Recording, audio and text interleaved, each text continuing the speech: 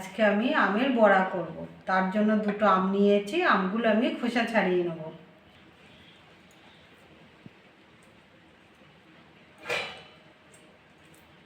আম আমি ছাড়িয়ে নিয়েছি, আমি এবার ঘষে নেব। ছেঁকনি নিয়েছি, আমি এটা এরকম করে ঘষে নেব। সব ঘষে নিয়েছি। আমের মোজাটা নিয়েছি, ওর মধ্যে আমি সুজি দিয়ে দেবো হাফ বাটি, 1 বাটি ময়দা, আর মতো লবণ। এটা ভালো করে মিশিয়ে নেব। এটা ভালো করে মিশিয়ে নিয়েছি, আমি এবার জল দিয়ে মেখে নেব।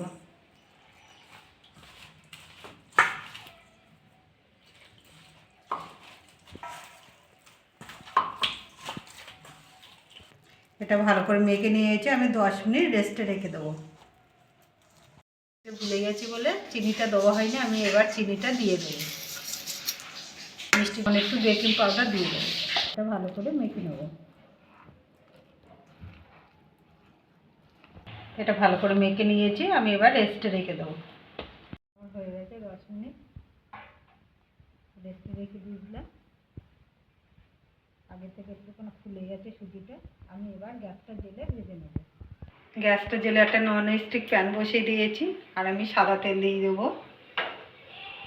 তেলটা গরম হয়ে গেছে, আমি এবার বড়া ভেজে নেব।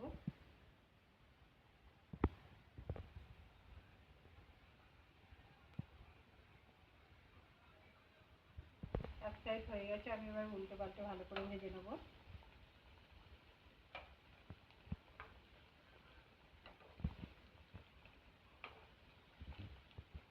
এবার তুলে নেব। সবগুলো তুলে নিয়েছি, এগুলো আমি একইভাবে ভেজে নেব।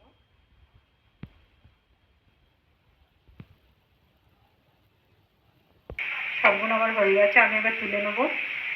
সবগুলো তুলে নিয়েছি।